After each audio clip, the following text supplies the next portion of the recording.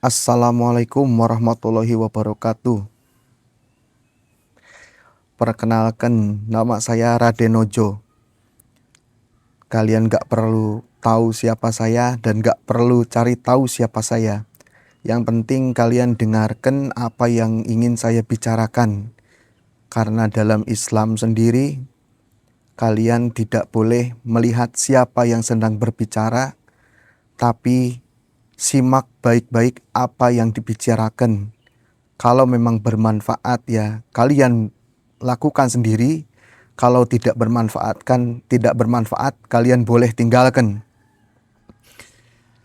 Sejatinya ini bukan sesuatu yang baru, bukan sesuatu yang sangat baru, bukan.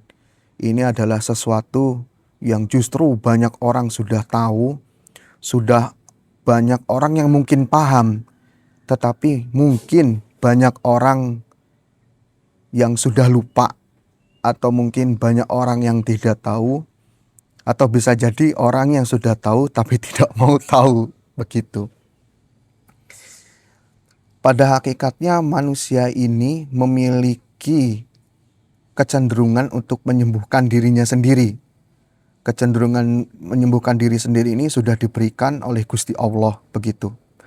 Dan yang mungkin yang di luar agama Islam pun sudah mengetahui hal ini dengan ajaran agamanya masing-masing, dan mungkin dengan nama dan metode yang berbeda.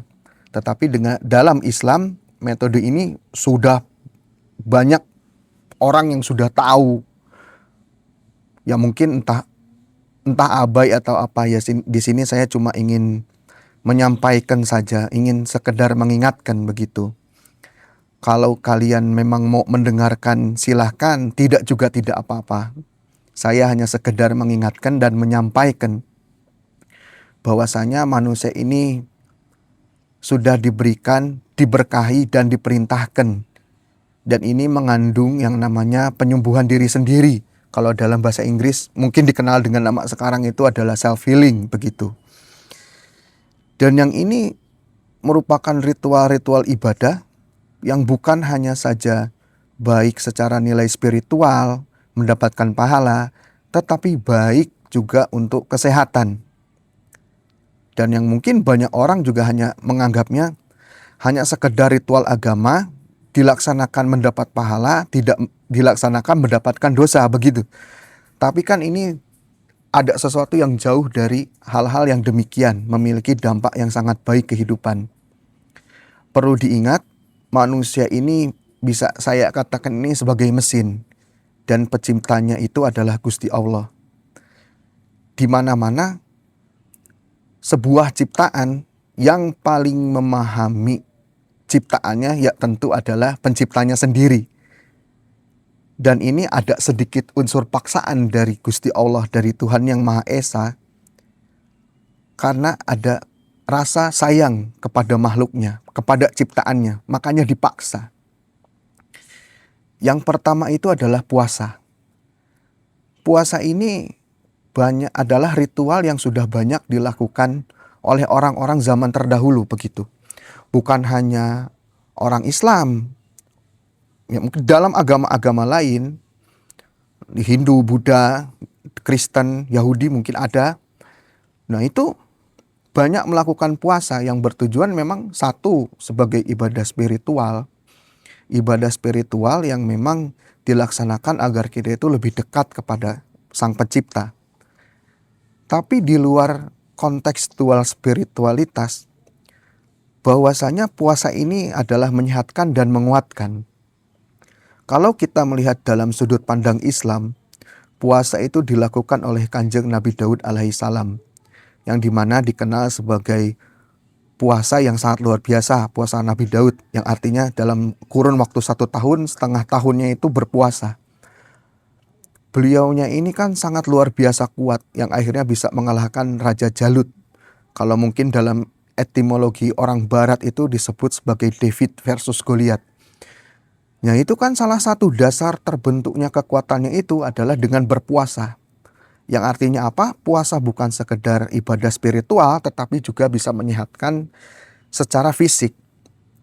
Dan bahkan kalau memang kita mau mencari tahu gitu, banyaklah referensi untuk orang-orang zaman sekarang gitu kan, yang katanya itu orang-orang zaman canggih dan sudah tidak kuno. Itu banyak apa namanya eh, penelitian-penelitian orang yang berkecimpung dengan sains, dengan kedokteran, itu banyak yang menyebutkan bahwasanya puasa itu menyehatkan, karena ketika tubuh itu tidak dimasukkan makanan, tidak apa namanya, tidak mengkonsumsi makanan, perut kosong seperti itu, tidak makan, tidak minum dalam jangka waktu tertentu dengan minimal 8 jam, itu akan menghasilkan yang namanya protein.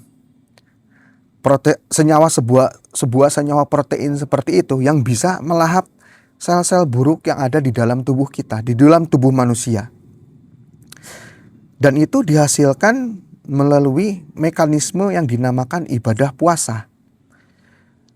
Maka dari itu, ketika memang manusia taruh kata itu banyak memakan hal-hal yang sifatnya ya mungkin merusak tubuh atau apa, disediakanlah puasa itu sebagai bentuk kasih sayang Gusti Allah kepada ciptaannya, kepada manusia. Terutama untuk yang Islam itu, kita itu dipaksa untuk yang namanya berpuasa. Dipaksa berpuasa yang artinya itu kita itu dipaksa dibikin sehat. Dipaksa dibikin sehat dengan ada nilai ibadah.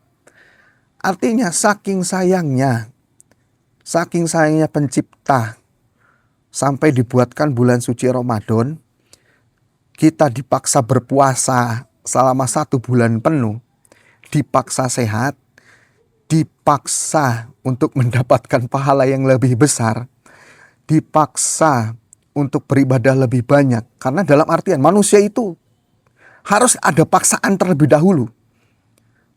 Harus dipaksa terlebih dahulu. Artinya khususnya orang Islam ini dipaksa untuk masuk ke jalan yang baik, menuju jalan kebaikan. Andai kata begini, manusia kalau datang ke satu tempat perbelanjaan, di satu tempat perbelanjaan itu taruh kata ada yang namanya diskon atau potongan harga, atau bahkan sampai gratis. Pasti manusia itu akan berbondong-bondong datang ke tempat tersebut, ke tempat perbelanjaan tersebut. Ya kan? Nah, sementara diberikan yang namanya bulan suci Ramadan, bulan umatnya, umat Islam, kamu dikasih sehat, kamu dikasih pahala yang luar biasa, tidur kamu pun mungkin akan menjadi pahala, begitu. Masa tidak mau? Dipaksa masuk surga, masa nggak mau? Dipaksa dikasih pahala yang luar biasa banyak, masa nggak mau? Makanya saya heran kalau ada orang yang menyepelekan menyepelekan bulan Ramadan, menyepelekan ibadah puasa di bulan Ramadan. Mau kamu tuh diberikan diberikan sesuatu yang luar biasa, masa nggak mau? Kunci surga kalian sudah tahu apa, sementara kunci neraka kalian nggak punya, kok bisa masuk? Makanya dari itu, puasa itu bukan sekedar ibadah, tapi juga untuk menyehatkan kalian. Ibaratnya kalian punya kendaraan itu harus diserviskan supaya tetap prima, tetap bagus. Dan manusia pun begitu. Ya tujuannya agar beribadah lebih enak, lebih sehat. Ya kalaupun kalian gak ibadah, gak mau tunduk, gak mau sujud, seenggaknya kalian mencari rezeki itu enak, sehat. Ya kalian cari sendirilah literatur atau buku-buku begitu mengenai puasa itu dampaknya bagaimana demi kesehatan. Ya kan katanya manusia sekarang kan canggih. Begitu. Nah, lalu untuk yang kedua ini adalah tilawatil Quran. Membaca Quran atau kalian mendengarkan murotal Al-Quran. Karena manusia zaman sekarang ini sudah terlalu banyak ditempa oleh frekuensi yang buruk. Frekuensi yang buruk entah dari elektromagnetik, dari alat-alat elektro sekarang begitu, atau terlalu banyak mendengarkan musik, yang dimana musik zaman sekarang ini kan berbeda dengan musik zaman dahulu yang bisa menenangkan. Ya kalau saya mau menyebutkan satu nama, itu kan adalah satu elit global, Rockefeller, yang itu memang satu dalam industri perbankan, lalu juga dengan industri kesehatan. Yang dimana kalau misalkan frekuensi tersebut diubah yang bisa mengubah stres pada manusia, itu bisa mengubah stres pada manusia. Karena pada dasarnya tubuh manusia ini kan air. Kalau kita mau menyimpulkan satu buah logika, ya mungkin adalah penelitiannya. Kalian bisa cari sendiri gitu. Jangan saya suapin terus. Biar kalian juga belajar lah, biar pinter. Bahwa air itu kan kalau kita doakan, kalau kita mintalah ke ulama, memintakan air doa, mohon doakan air ini. Air kita doakan, kita bicarakan mereka yang baik-baik, itu air itu akan menjadi partikel yang baik. Sementara kalau air itu kita hina-hina, kita caci maki, itu partikel air itu akan menjadi apa? Menjadi jahat lah. Taruh dalam tanda kutip jahat, jadi berantakan. Manusia pun seperti itu. Karena manusia itu 70%-nya itu berisi dalam kandungan air, ada airnya. Jadi kalau terlalu lama terkena paparan, taruh kata seperti elektromagnetik, frekuensi gitu ya, frekuensi dengarkan musik zaman sekarang, lalu mungkin dengan banyaknya frekuensi elektromagnetik, taruh katalah dengan cahaya biru dari smartphone ini yang dipakai, yang sering dipakai kalian pegang terus menerus, yang mungkin sudah kalian tuhankan sekarang ini smartphone ini kan, itu kan menimbulkan satu paparan efek yang bisa menimbulkan itu stres, karena gelombang otak manusia, gelombang energi manusia itu kalau memang terlalu banyak ditempa hal-hal yang memang di luar frekuensinya, ada gelombang alfa, beta, delta, theta begitu dan gamma. Nah itu kalau dia semakin dia dihantam dengan frekuensi yang jelek, maka tubuh manusia itu akan semakin rentan. Maka dari itu ya kalian bisa carilah yang namanya itu mungkin neuroscience yang berhubungan dengan gelombang otak atau berhubungan dengan bagaimana frekuensi manusia begitu. Nah ini berhubungan dengan kalau orang zaman dahulu, kita tidak bicara secara Islam ya, secara umum. Orang zaman dahulu itu sangat sering untuk menyepi atau menyendiri atau berkontemplasi diri begitu. Dalam kontemplasi diri, dalam kesendiriannya itu hening, memikirkan apa yang sudah dilalui, kedepannya ingin seperti apa dengan kondisi jauh dari keramaian.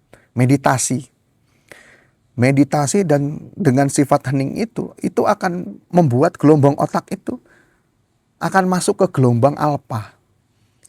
Yang dimana gelombang alfa itu adalah gelombang yang sangat menenangkan, yang sangat luar biasa.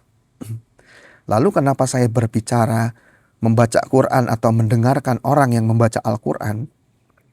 Manusia itu sejatinya ketika membaca ayat-ayat suci, mendengarkan tilawatil Quran begitu, gelombang otak manusianya akan mereset yang tadinya jadi jelek itu akan perlahan-lahan itu berganti ke gelombang alfa, ke gelombang yang lebih baik. Ya bisa dicari sendiri gitu kan, kepada kalian manusia-manusia yang sudah canggih dan modern ini, bahwasanya ketika seseorang mendengarkan ayat suci Al-Quran, melantunkan ayat suci Al-Quran atau bermeditasi, itu akan lebih tenang. Satu, dua, kecemasan fisik, kecemasan seperti stres, atau ya penyakit-penyakit mental lainnya itu akan banyak menurun dengan kita tuh banyak memikirkan, banyak lebih merenungkan diri. Akhirnya menjauh dari keramaian. Kalau memang gak bisa menjauh dari keramaian yang Islam, ya mohonlah kalian itu membaca Al-Quran, mendengarkan lantunan Al-Quran. Kalau memang kalian tidak bisa baca, tidak punya waktu untuk membaca atau tidak mau untuk membaca, minimalnya kalian dengarkan. Kan mudah sekarang. Meskipun diputar melalui apa? Melalui radio atau apa, itu kan tetap frekuensinya berbeda dengan musik biasa. Jadi lebih menenangkan kepada jiwa. Dan itu fakta. Kalian bisa cari sendiri lah. Ini artinya saya mengajak kita itu untuk berdiskusi, untuk sama-sama pintar gitu. Jangan saya kasih tok begitu kalian gak pintar. Yang namanya pembelajaran itu, guru memberikan arahannya begini, murid mencari tahu. Kalau memang nanti murid sudah tahu, bertanya pada gurunya. Ya anggaplah saya bukan guru, sama-sama murid. Kalian cari tahu begitu. Intinya Untuk orang Islam membacalah Al-Quran. Selain itu menjadi ladang pahala, itu juga kitab suci yang harus diimani dan dipelajari. Setiap hurufnya itu mengandung pahala. Yang mendengarkan pun sama mendapat pahala. Artinya seperti sekali dayung 2-3 pulau terlampaui. Membaca Al-Quran, kita paham, kita tahu artinya mendapatkan pahala. Kalau kita implementasikan juga mendapatkan pahala, dan didengarkan pun mendapat pahala. Yang artinya gelombang otak frekuensinya itu menjadi lebih fresh lah. Dan yang ketiga itu sudah pasti ibadah sholat. Saking sayangnya Gusti Allah kita itu yang umat Islam 5 kali sehari itu dipanggil. Dipanggil ibaratnya kalian itu orang tua. Manggil anaknya, sini nak, kamu mau apa? Gimana hari ini? Ada permasalahan apa? Cerita sama bapak sama ibu. Nah itu kan begitu. 5 kali sehari kalian dicari sama Tuhan kalian yang paling menyayangi kalian. Diperintahkan, memang dipaksa sholat, dipaksa. Tapi pada hakikatnya itu, kalian itu sedang disayang. Dan dalam gerakan-gerakan sholat itu, mengandung banyak arti yang sangat luar biasa. Kalian kalau pengen enak sholat, jangan tok sekedar sholat, buru-buru, ruku terburu-buru, sujud terburu-buru karena ada urusan duniawi. Tapi sholat itu direnungi. Kalau bisa kalian paham apa yang kalian baca dalam sholat, itu lebih luar biasa hebat. Tapi kalau belum paham, setidaknya kalian itu renungi, resapi. Setiap membaca dalam sholat itu kalian resapi. Resapi bacaan sholatnya, resapi setiap gerakannya yang benar. Karena setiap gerakan yang benar, setiap yang diresapi itu ada obat di situ. Dan itu ya bisa lagi-lagi kalian cari sendiri.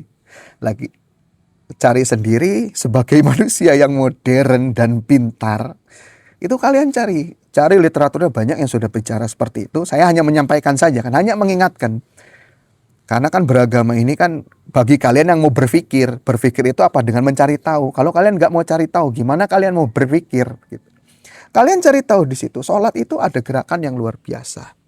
Kalian dalam 5 hari diminta, artinya diminta curhat lah. Diminta curhat ini bagaimana kehidupan kalian berdoa. Berdoa itu gratis, gak bayar. Kamu kok bayar sama orang mau ini dikasih gratis gak mau. Sama pencipta kamu loh, yang paling tinggi loh. Yang gak pernah bohong loh. Tidak akan pernah bohong, yang Maha Kuasa. Masa dengan manusia kalian bisa percaya? Dengan Tuhan kalian sendiri gak percaya. Kan aneh. Ya kan? Terutamanya sholat tahajud. Sholat tahajud ini, kalau dalam sudut pandang sains, terutama sains yang berhubungan dengan otak dengan kepala, tahajud itu kan dilakukan di sepertiga malam. Anggaplah itu antara jam 3 sampai jam 4. Jam 4 pagi gitu, sebelum subuh. Dan hal yang paling luar biasanya menurut pandangan sains, menurut neuroscience, dan kalian bisa tahu, cari sendirilah, ada itu. Kalau nggak ada bohong kalian.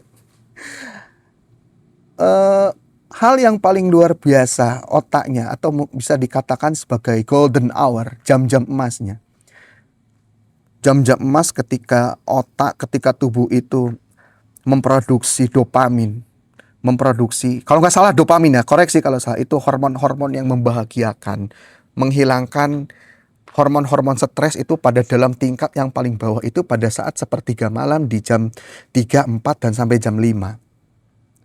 Nah, sholat tahajud ini memiliki nilai nilai religius yang luar biasa dan memiliki nilai saintifik yang luar biasa. Karena dalam perihal gelombang otak seperti itu ketika kita gelombang otaknya dengan kondisi alfa, kondisi stres yang sangat turun di bawah, kita berdoa, terkena air wudhu, dengan suasana hening, jauh dari hiruk-pikuk kehidupan dunia, kita bermunajat kepada Gusti Allah. Setelah sholat, kalian diem aja. Diem, mau berdoa boleh, tapi diem. Resapi kehidupan kalian itu seperti apa rencana kalian ke depannya. Dan ingat, kalian itu di dunia itu hanya singgah. Tujuan kalian itu bukan dunia. Dunia itu mati. Yang harus kalian pahami adalah kalian hidup berkali-kali, mati cuma satu kali. Persiapkan itu. Nah, dalam sholat itu, dalam sholat tahajud, selain mendapatkan dekat dengan Gusti Allah, dekat gitu kan, dengan yang namanya pertolongan Gusti Allah. Kalian resapi dari situ, dan itu ada suatu hal yang sangat luar biasa. Selain dari nilai-nilai spiritual, itu sangat luar biasa. Nah, ini saya kasih contoh lagi begini. Orang-orang hebat zaman dahulu, tidak usah jauh-jauh lah, kita ambil Pak Habibie, Presiden RI yang ketiga. Pak Habibie ini adalah orang yang jarang tidur. Paling banyak tidurnya 4 jam. Kalau nggak percaya mungkin tanya dengan keluarganya, atau mungkin cari tahu dalam biografi, atau itu paling sering itu sering sholat malam. Dan beliau itu kalaupun tidak sholat malam, beliau itu banyak belajar, memikirkan bagaimana pada saat membuat pesawat ya, bagaimana pesawat ini misalkan dalam kondisi sekian aerodinamisnya, dalam sayapnya ini bagaimana, lalu moncongnya bagaimana, itu banyak dilakukan. Itu lebih banyak merenung, banyak berpikir itu di kondisi tengah malam sampai waktu subuh. Banyak dilakukan seperti itu. Itu luar biasa, karena itu luar biasa. Gak perlu kalian orang Islam, kalian manusia bisa berpikir, itu lakukan saja di sepertiga malam atau di tengah malam lewatlah sampai subuh. Jangan terlalu banyak tidur. Seperti itu. Atau mungkin kalau kita ambil lah ilmuwan yang paling luar biasa, ilmuwan Yahudi lah, Einstein. Dia itu jarang tidur. Tetapi lebih banyak merenung bagaimana di sepertiga malam ya, saya pernah ketemu soalnya. Itu dilihat bagaimana dia itu bercerita bahwa melakukan yang namanya melakukan pendekatan-pendekatan yang bersifat ilmiah, itu banyak tercerahkan itu pada saat waktu dini hari. Karena memang itu benar-benar dalam suasana hening, kita jadi lebih fokus. Nah, ini juga yang misalkan dilakukan orang-orang zaman dahulu. Orang-orang zaman dahulu ini, kalau misalkan kita bermeditasi atau apa, adalah nanti kita berbicara yang namanya cakra, kundalini atau apa, itu bisa dimana. Itu pembahasan panjang lagi lah. Yang ingin saya tekankan adalah kalian itu tahajud. Sholat utamanya tahajud itu sangat luar biasa efeknya. Jangan kalian pikir sholat meminta rezeki. Kalian sudah sholat, itu sudah rezeki yang luar biasa. Karena di luar sana banyak orang yang tidak ditakdirkan untuk sholat. Banyak yang mungkin tidak mau sholat. Kalian sholat saja sudah luar biasa. Jangan kalian kondisi sedang susah ekonomi, kondisi sedang susah apa. Nah, itu kan dari situ, itu kan kalian sudah bisa dilihat. Jangan dipandang kalian susah ekonomi atau apa, saya mau sholat, mau minta rezeki. Jangan salah paham dulu, kalian sholat itu sudah rezekinya sendiri begitu. Nah, itu yang harus dipandangi seperti itu. Jadi sholat, terutama sholat tahajud. Nah, ini yang menariknya adalah pada saat bulan Ramadan, ketika banyak pahala, diobral lah pahala, dikasih yang banyak luar biasa. Puasa, sudah kalian puasa itu menyehatkan dan mendapatkan pahala. Lalu ngaji Quran atau mendengarkan Quran pada saat bulan puasa itu sudah luar biasa, ya kan? Sudah luar biasa. Nah, yang ketiga, sholat tahajud itu dilakukan di waktu sahur. Nah, ini kalau banyak orang yang cuma berpikiran pendek menurut saya. Ya mohon maaf kalau misalkan tidak terima atau mungkin salah. Misalkan dalam waktu sahur, makan sahur itu ada keberkahan yang luar biasa. Iya memang, tapi perlu diingat, waktu sahur itu kan adanya di dini hari. Waktu yang tepat untuk sholat tahajud dan banyak berdoa. Jadi kalian itu waktu sahur itu jangan cuma makan. Jangan cuma makan, tapi sholat tahajud, ngaji kalau bisa, wirid, zikir, sholawat. Minta sebanyak-banyaknya. Mumpung pahalanya sedang banyak-banyaknya, ya kan? Masa kalian datang di tempat belanja diskon besar-besaran mau diberikan pahala yang luar biasa untuk kehidupan kalian yang sebenarnya yang gak mau. Jadi waktu sahur itu yang luar biasa berkah bukan karena makan saja. Jadi lebih ke lebih ke banyak ibadah-ibadah yang bisa kalian lakukan. Itu dipaksa buat tahajud, dipaksa untuk berdoa di sepertiga malam di bulan puasa, sekalian kalian makan. Jangan kalian mikirnya makan doang. Kalian itu manusia diciptakan bukan cuma buat makan, tapi buat ibadah. Kapan lagi kan? Sudah diberikan ibadahnya luar biasa, diberikan sehat, ya kan? Dan dilatih. Jadi begitu. Itu pesan saya. Kalau kalian mau mendengarkan, alhamdulillah. Tidak juga nggak apa-apa. Yang penting saya menyampaikan. Ya mudah-mudahan gitu kan. Ya kalian ini kita bisa sedikit teringat gitu. Dan mohon doakan juga saya. Ya begitu. Kalau begitu saya pamit. Nanti kita bertemu lagi. Assalamualaikum.